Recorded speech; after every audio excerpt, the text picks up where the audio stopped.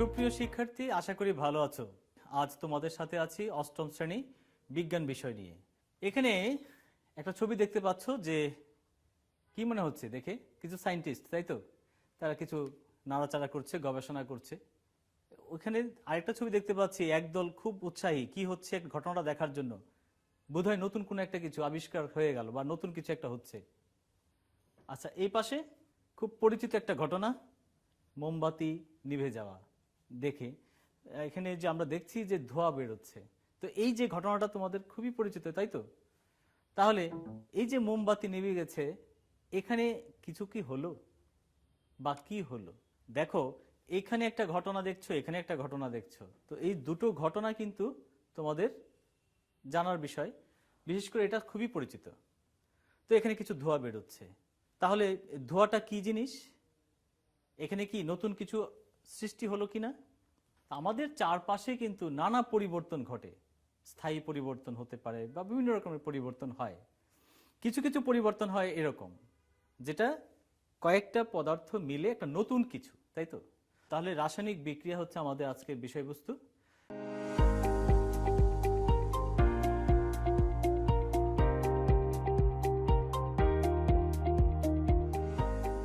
আজকে এই রাসায়নিক বিক্রিয়া লেখার জন্য যে উপকরণগুলো দরকার, যে তথ্যগুলো আমাদের প্রয়োজন জানা, সেটা হচ্ছে মৌলের প্রতীক। আমরা যে প্রতীকের মাধ্যমে সেটা প্রকাশ করব, তো মৌলের নাম প্রতীকের সাহায্যে আমরা প্রকাশ করতে পারবো।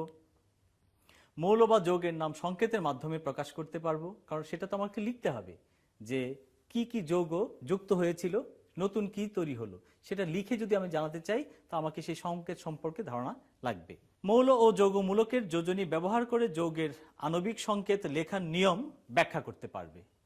তো চলো বন্ধুরা, আর দেরি নয়, আমরা আমাদের পাঠে প্রবেশ করি। তো দেখো, পৃথিবীর সকল পদার্থকে দুই শ্রেণীতে ভাগ করা হয়েছে, এটা ছোটবেলা থেকে পড়ে আসছো, জানো। তো একটা হচ্ছে মৌলিক পদার্থ। আমরা জানি তোমাদের বইয়ে আছে 118টি মৌলিক পদার্থ আছে। তো সেই 118টি মৌলিক পদার্থের তাহলে কি 118টা নাম আছে? এখন এই 118টা নাম আমার জানা, মনে রাখা অনেক ডিফিকাল্ট, এবং প্রত্যেকটা নাম ছোট বড় বিভিন্ন রকমের হতেই পারে। আরেকটা আছে যৌগিক পদার্থ। দেখো, 118 হচ্ছে আমাদের মৌলিক, আর যৌগিক পদার্থ কয়টা নিশ্চয়ই তোমরা জানো। এর উত্তর আমি শিওর তোমরা জানো। শিক্ষার্থী বন্ধুরা, যৌগিক পদার্থের আসলে শেষ নেই।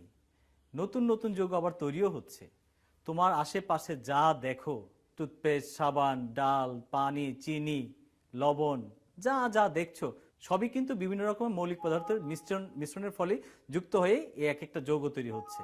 তাহলে মৌলিক পদার্থ হচ্ছে 118টি, এর উপর ভর করে এই এক একটা পদার্থ একটার সাথে আরেকটা যুক্ত হয়ে কিন্তু নতুন নতুন যৌগ তৈরি করছে। তো আজকে আমরা সেই বিষয়গুলো, লেখার কৌশলগুলো জানবো, কিভাবে লিখবো, কিভাবে বলবো, সংক্ষেপে কিভাবে প্রকাশ করব, সেই সম্পর্কে আজকে আমরা জানবো। আমরা কিছু মৌলিক পদার্থ সম্পর্কে একটু জেনে নেই। দেখো, আমি কয়েকটা নাম তোমাদের জন্য লিখেছি, কারণ 118টা লেখা তো সম্ভব না, আর তোমরা সবগুলো নাম মনে রাখতেও পারবে না। এই মৌলিক পদার্থগুলো তোমরা কয়েকটা নাম একেবারে ছোটবেলা থেকেই শুনে আসছো, যেমন হাইড্রোজেন, তারপরে শুনে আসছো কার্বন, নাইট্রোজেন, অক্সিজেন, এই কয়েকটা নাম তোমরা খুবই শুনে আসছো। তারপরে হ্যাঁ, ম্যাগনেসিয়াম, পটাশিয়াম, সোডিয়াম, ফ্লোরিন, হ্যাঁ, কেমন অনেকগুলো নাম এখানে আছে। তারপর আরো আছে, তোমাদের বইয়ে অনেকগুলো আছে। Ammonium, aluminium oxide, carbon dioxide আমরা তো বের করছি নিঃশ্বাসের মাধ্যমে, তাই না? তো এখানে আমরা যৌগিক পদার্থ সম্পর্কে একটু ধারণা পেলাম। এরা কোনো না কোনো মৌলিক পদার্থ মিশ্রিত হয়ে যে তৈরি করছে, সেটা হচ্ছে যৌগিক। তো এখন এই যে মৌলের নামগুলো আমরা লিখলাম, দেখো হাইড্রোজেন, কত বড় নাম, ক্যালসিয়াম, ম্যাগনেসিয়াম, এগুলো লিখে যদি আমরা বিক্রিয়া করতে চাই, তাহলে কেমন হবে? খাতা তো ভরে যাবে, কাজ তো হবে না কিছুই। তো কাজেই এর একটা কি দরকার, একটা সংক্ষিপ্ত রূপ থাকা দরকার কিনা? তাহলে দেখো, মৌলের পুরো নামের যদি সংক্ষিপ্ত একটা রূপ থাকে, সংক্ষেপে যদি আমরা লিখতে পারি ভালো হয়। এটাকে কি বলবো তাহলে? এটাকে বলবো হচ্ছে প্রতীক। তাহলে মৌলের নামের সংক্ষিপ্ত রূপকে আমরা কি বলছি? তাহলে কি হবে? হাইড্রোজেনের মনে করো এইচ নিয়ে নিলাম, তাহলে এইচ হচ্ছে হাইড্রোজেনের প্রতীক। তো কেউ যদি এইচ লিখে, তো দুনিয়া জুড়ে সবাই বুঝে নেবে যে এটা হাইড্রোজেন লিখেছে, তাই তো? তো এইভাবে এইভাবে যদি কার্বন লিখি, কার্বনের হচ্ছে সি। তো এখন ক্যালসিয়াম আছে এখানে, ক্যালসিয়ামের তো সি, তো কি হবে এবার? তো দুটোই তো সি সি একসাথে মিলে গেলে কোনটা বুঝবো, যে কার্বন লেখা হলো না ক্যালসিয়াম লেখা হলো? তাহলে এই সমস্যা দূর করার জন্য দেখো ক্যালসিয়ামের পাশে ক্যালসিয়ামের সি এর পরে কি লেখা, একটা ছোট্ট অ্যালফাবেট দেখো তো, এ। তো আমরা যদি পাশে একটা এ জুড়ে দেই তো কি হবে, সি এ। তাহলে এই সি এ যদি ক্যালসিয়ামের প্রতীক হয়ে যায় ভালোই হয়, মন্দ হয় না, তাই তো? বেশ, তাহলে সি কার্বন বুঝবো, আর সি এ দিয়ে যদি আমি ক্যালসিয়াম বুঝি তাহলে দুটো ঝামেলা শেষ। আচ্ছা, এবার যদি চিন্তা করো সালফার আছে এখানে এস, ওকে, প্রথম অক্ষর, নাইট্রোজেন আছে এখানে এন, প্রথম অক্ষর, এবার সোডিয়াম দেখো এস। দেখো সোডিয়ামের একটা ল্যাটিন নাম আছে নেট্রিয়াম। এখন লক্ষ্য করো সোডিয়ামের আমি যদি এস নেই তাহলে এখানে সালফার তো এস নিয়ে চলেছে। তো এবার নেট্রিয়ামের যদি এন নেই প্রথম অক্ষর, এটা তো আবার নাইট্রোজেন নিয়ে গেল, তাহলে এখন কি হবে, সোডিয়ামের নাম তাহলে কি হবে? তো এবার নেট্রিয়ামের যদি এন এ অ্যালফাবেটটা যদি নিয়ে নেই তাহলে কি হচ্ছে, সোডিয়াম। এন এ দিয়ে যদি বোঝানো হয় তাহলে আমি সোডিয়ামের একটা প্রতীক পেয়ে যাচ্ছি।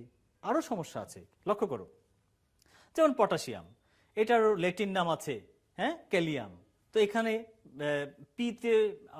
পি তো এখানে নাই, তো আমাদের ক্যালিয়ামকে এখানে ল্যাটিন নাম হিসাবে নেওয়া হয়েছে কে। এবার আয়রন, এটার ফিউরাম হচ্ছে এটা ল্যাটিন নাম, এখান থেকে নেওয়া হয়েছে এফ ই।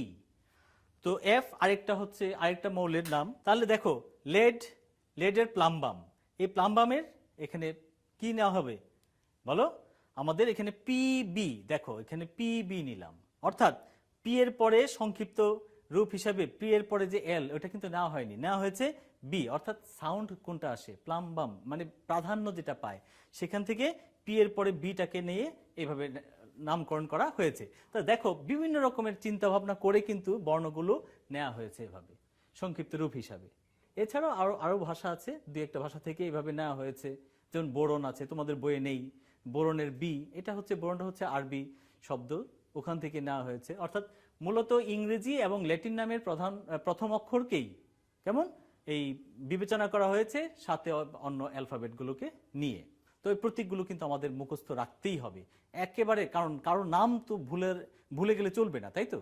কারোর নাম যদি ভুলে যাই তাহলে হবে না, কাজে নামটা কিন্তু মুখস্থই রাখতে হবে, একেবারে মাথায় রাখতে হবে।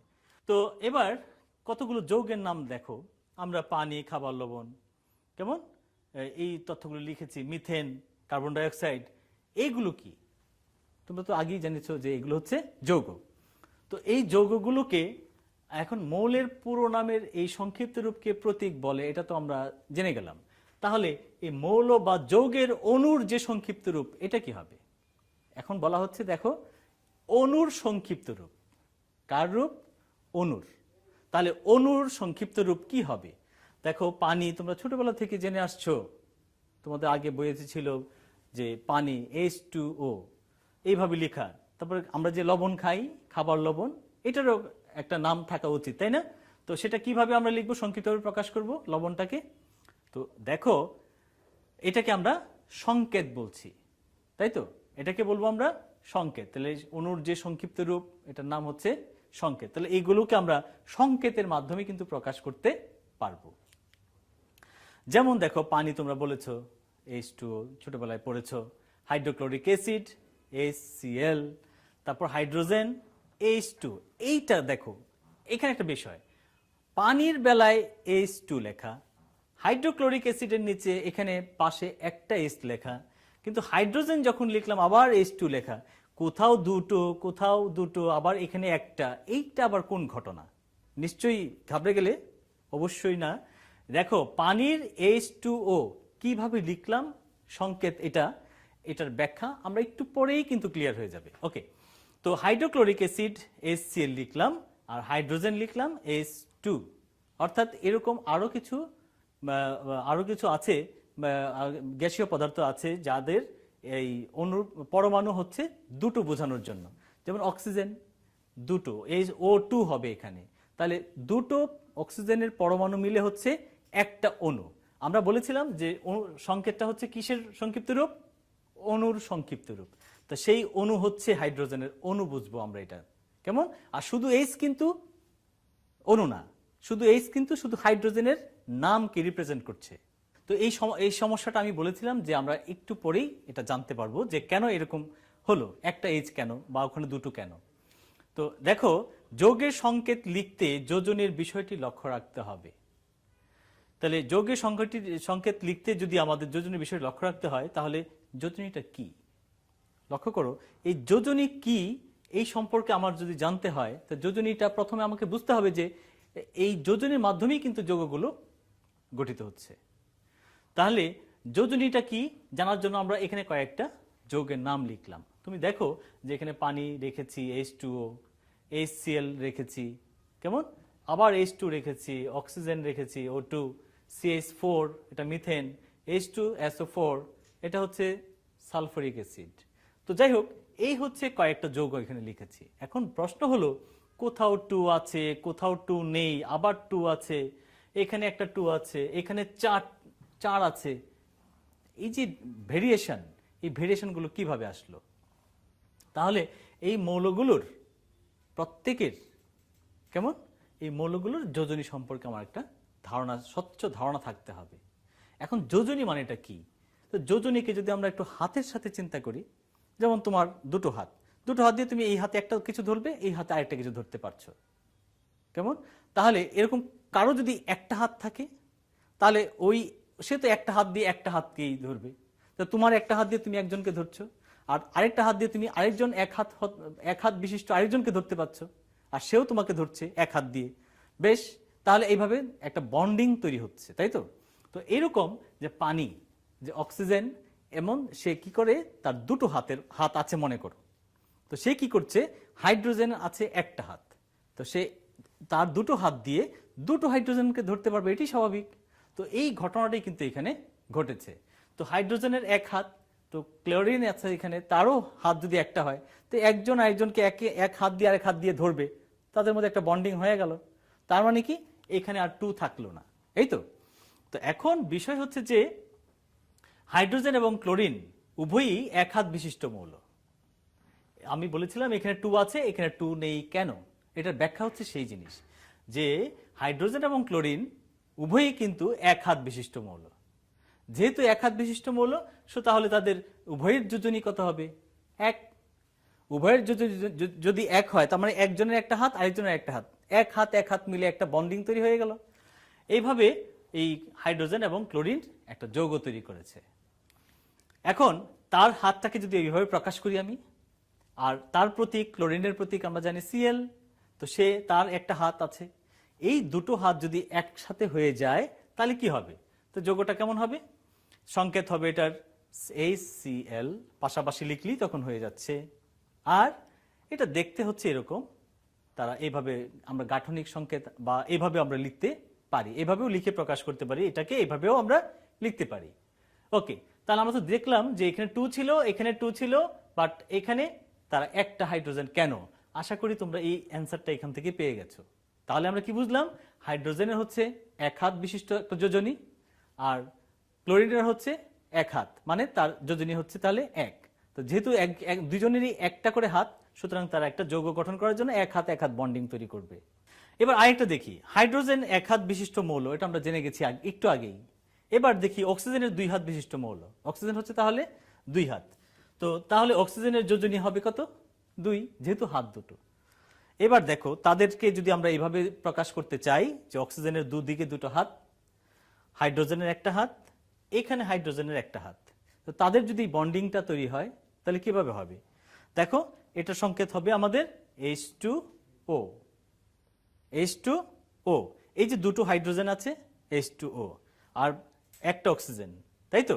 এটার বন্ডিংটা আমরা একটু দেখি। যে দেখো, আমি তোমাদের জন্য একটা এরকম গঠন তৈরি করেছি, যেমন এটা আলু দিয়ে, ছোট্ট একটা আলু, এখানে একটা তার চেয়ে আরো দুটো ছোট আলু নিলাম, ধরি এটা অক্সিজেন, আর এটা হচ্ছে হাইড্রোজেন, এটা হচ্ছে হাইড্রোজেন। তাহলে এই অক্সিজেনের সাথে এই একটা হাইড্রোজেন একটা বন্ড, একটা হাত দ্বারা যুক্ত, আর এই একটা হাইড্রোজেন অক্সিজেনের সাথে আরেকটা হাত দিয়ে যুক্ত। তাহলে এইরকম একটা কোণ করে দিলাম কেন? এটা তো এইভাবেও দিতে পারতাম, দেখো এটা তো এইভাবে দিতে পারতাম, তাই না? যুক্ত হয়ে গেল। কিন্তু এটা হয় কি, এটা একটু আসলে এটা উপরের ক্লাসে তোমরা জানবে কেন তারা এটা এইভাবে কোণ করে থাকে। ওকে, তাহলে আমরা দেখতে পাচ্ছি যে অক্সিজেন এবং তার দুটো হাত দিয়ে দুটো হাইড্রোজেনের সাথে যুক্ত হয়ে আছে। তো এবার এই যৌগটা একটু লক্ষ্য করো, এখানে সি মাঝখানে আছে কার্বন, তার 4টা বেগুনি রঙের একটা হাত দেখতে পাচ্ছি, আর চারপাশে একটা করে হাত বিশিষ্ট হাইড্রোজেন আছে। আচ্ছা, এবার একটু চিন্তা করো তো এইটার সংকেত কেমন হবে, এটা সংকেতটা কি হতে পারে, একটু চিন্তা করো, ভাবো। দেখো সি কিন্তু একটা, এইচ কিন্তু কয়টা, 4টা। তাহলে আশা করছি এই চিন্তা করলে, এটার কথা যদি চিন্তা করো, এই দুইটা ভাবনা দিয়ে তুমি কিন্তু এটাকেও তৈরি করতে পারবে। তো আমরা একটু জেনে নেব যে কার কার একাধিক যোজনী আছে। লক্ষ্য করো, সালফার, তার যোজনী হচ্ছে 2 এবং 4, আর লোহা, ওর যোজনী হচ্ছে 2 এবং 3, কার্বন 2 এবং 4। এরকম আরো কিছু আছে, তোমাদের বইয়ে একটা চার্ট আছে। ধরো তোমাদের বইয়ে 20-25টার মতো মৌলিক পদার্থের নাম, তাদের বৈশিষ্ট্য এরকম ভাবে দেয়া আছে, কেমন? কিন্তু পদার্থ কিন্তু আমরা বলেছিলাম 118টা মৌল, 118টা মৌল আছে মৌলিক পদার্থ। তো তার মধ্যে মাত্র 20-25টা তোমাদের বইয়ে। তো এটা সম্বন্ধে একটু ভালো করে তথ্যটা আসলে না ঘাটলে হবে না, কেমন? উপরের ক্লাসে সায়েন্স যখন পড়বে তখন এটা খুব বেশি তোমার ফাউন্ডেশন হিসেবে কাজ করবে। তো তাহলে কোন মৌলের যোজনী বলতে আমরা কি বুঝি? দেখো আমরা কিন্তু এখনো যোজনী কি এটা শুধু দেখলাম, বুঝলাম যে তার এই ক্ষমতা, তার এই ক্ষমতা, কিন্তু যোজনীটা আসলে কি এটা কিন্তু এখন আমরা ক্লিয়ার হইনি, তাই তো? তো তাহলে যোজনী কি? দেখো, কোন মৌলের একটি পরমাণু কয়টি হাইড্রোজেন পরমাণুর সাথে যুক্ত হতে পারে? কেমন? একটা পরমাণু, কোন মৌলের একটা পরমাণু কয়টা হাইড্রোজেনকে ধরতে পারে? যেমন তোমরা দেখেছো অক্সিজেন 2টো হাইড্রোজেনকে ধরতে পেরেছিল, কেমন? ক্লোরিন একটা হাইড্রোজেনকে ধরতে পেরেছিল। তাহলে এই যে একটা মৌল একটা হাইড্রোজেনকে ধরেছে, আর একটা মৌল দেখলাম 2টো হাইড্রোজেনকে ধরেছে, এখান থেকেই কিন্তু আমাদের বুঝতে হবে যে কার যোজনী কত। এখানে ক্লোরিনের যোজনী কত হবে? 1, আর অক্সিজেনের 2। কেন? কারণ সে 2টো হাইড্রোজেনকে ধরতে পেরেছিল। সেই সংখ্যাটাই হচ্ছে ওই মৌলের যোজনী, কেমন? কারণ পরবর্তী ক্লাসে গিয়ে তোমরা এর আরো ব্যাখ্যা তোমরা জানতে পারবে। তাহলে কোন মৌলের যোজনী যদি 3 বলি, এটা বলতে আমরা কি বুঝি? কোন মৌলের যোজনী হচ্ছে 3, এটা বলতে আমরা কি বুঝবো? প্রশ্ন রইল তোমাদের কাছে।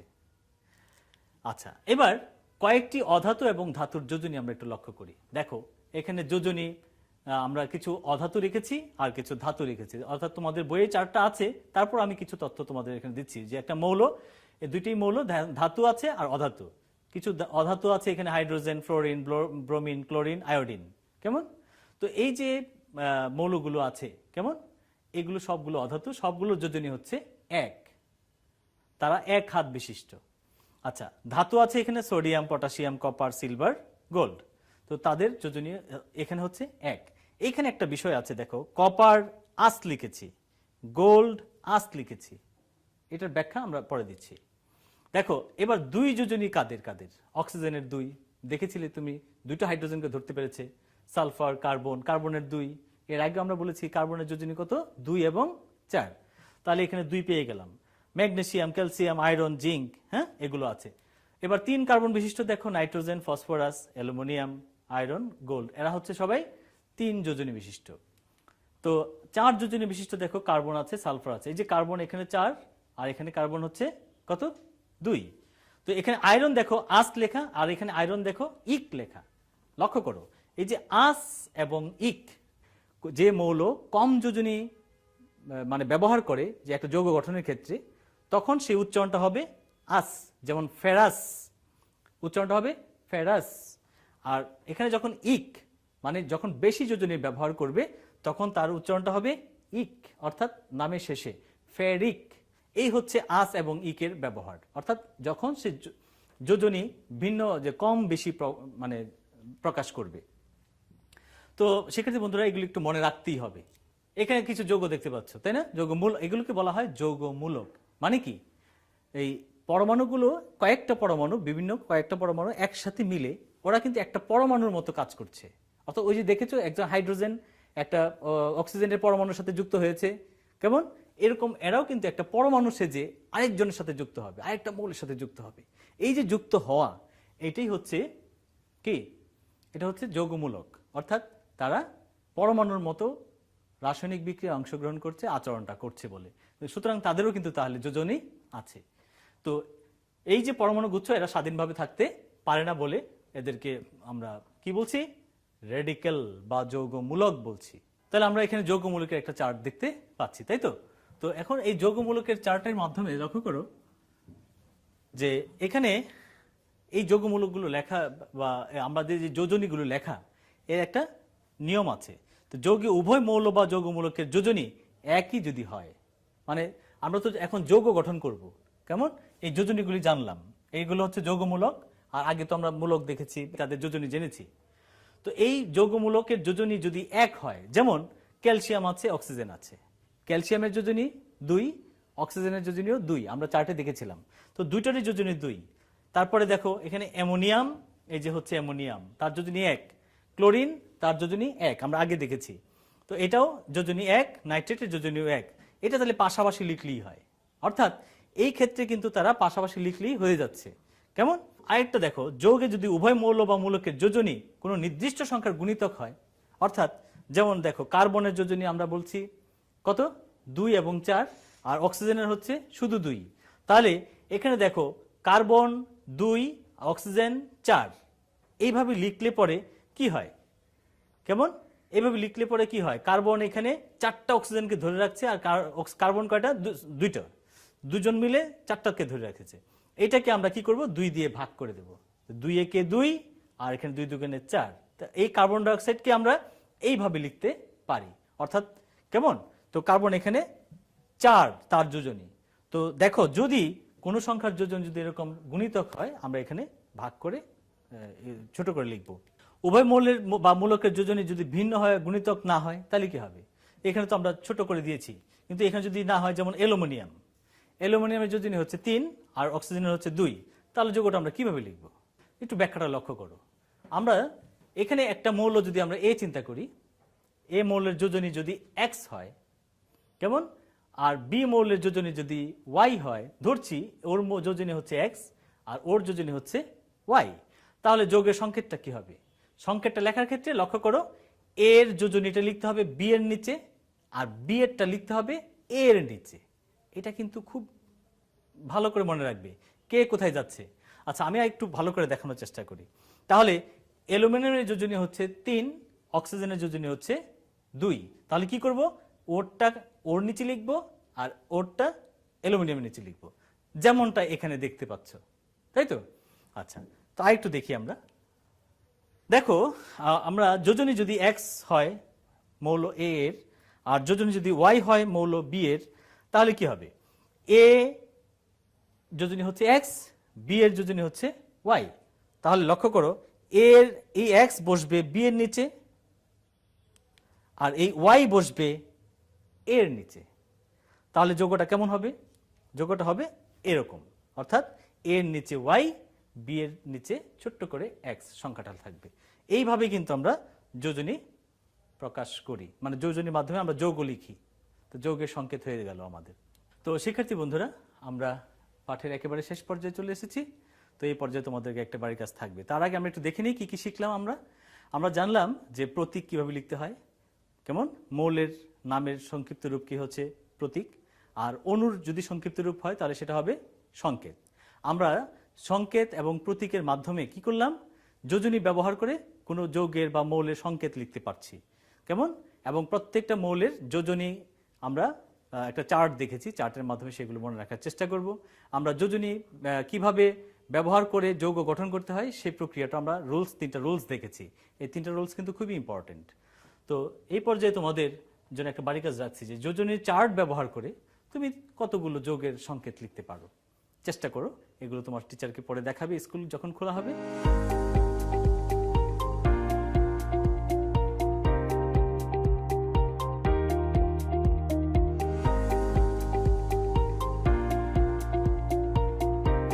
শিক্ষার্থী বন্ধুরা, যদি তোমাদের এই ক্লাসটি পুনরায় দেখতে ইচ্ছা হয় তাহলে তোমরা কিশোর বাতায়ন ভিজিট করবে, সেখানে এই ক্লাসটি দেখতে পাবে।